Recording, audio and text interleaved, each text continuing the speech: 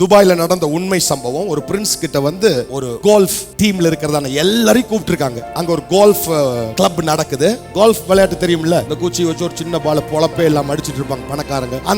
அந்த கேம் விளையாடுறதுக்கு அங்க கூப்பிட்டு போயிருக்கு. அந்த பிரின்ஸ் வந்து எல்லாத்துக்கும் அப்படியே ட்ரீட் கொடுத்துட்டு இருக்காரு. கொடுத்து முடிச்சுட்டு ஒரு ரொம்ப தலை சிறந்த ஒரு வீரங்கிட்ட வந்து அவர் கேட்கிறாரு, உனக்கு என்னப்பா வேணும் அப்படி கேட்டுருக்காரு. அவன் வந்து என்ன செய்திருக்கான், அவன் கேட்டது என்னன்னு பாருங்க. ஒரு கிளப்னா ஒரு 5-6 வகையான ஸ்டிக்ஸ் வந்து அதுல வச்சிருப்பாங்க. அதெல்லாம் சேர்ந்தா ஒரு கிளப் அப்படின்னு சொல்லி அர்த்தம். இதை வேணும்னு சொல்லி எனக்கு ஒரு கிளப் கொடுங்க போதும் அப்படின்னு சொல்லி இவன் கேட்டிருக்கான். ஆனா இந்த பிரின்ஸ் மனசுல என்ன நினைச்சிட்டாருன்னா, கிளப்னா இவர் நினைச்சிட்டாரு ஒரு பெரிய கோல்ஃப் கிளப்பவே இவன் கேட்கறான்னு நினைச்சிட்டு இந்த மனுஷனுக்கு ஒரு கொஞ்ச நாளுக்கு அப்புறம், தம்பி நீங்க வாங்க, நீங்க கேட்ட பரிசுகளை பெற்றுக்கொள்ளுங்க. இவனு ஆவலா போய் பார்த்தா இந்தா அப்படின்னு சொல்லிட்டு ஒரு மிகப்பெரிய கிளப், ஒரு 5-10 ஏக்கராக்கு நிறைந்ததான இடத்தை பரிசா அவனுக்கு கொடுத்திருக்கான். ஐயா நான் கேட்டது இந்த கிளப்புக்கு, பரவாயில்ல வச்சுக்கோன்னு சொல்லியிருக்கிறார். அற்பமா இருக்கிற அந்த மனுஷனுக்கு அவ்வளவு பெரிய கிஃப்ட கொடுத்திருக்கிறார்னா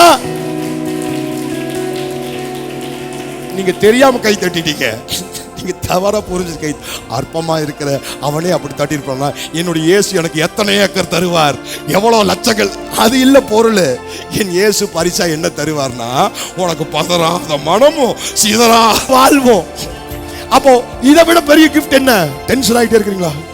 ஐயோ எனக்கு இன்னும் அந்த சனிக்கிழமையான அந்த டென்ஷன். அப்ப என்னை பார்த்து ஆண்டு எனக்கு கொடுக்கிற பெஸ்ட் கிஃப்ட் என்ன தெரியுமா? 10 ஏக்கர் நிலத்தை விட, இந்த உலகத்தை அதிபதியா இருக்கிறத விட பதறாத வாழ்வை கொடுக்கிறாரு பாருங்க, சிதறாத மனதை கொடுக்கிற. இதுதான் உலகத்துல தலை சிறந்த கிஃப்ட், உலகத்தின் அதிபதி கொடுக்கிற கிஃப்ட். அந்த கிஃப்டை வாங்கிக்கொள்வீங்களா?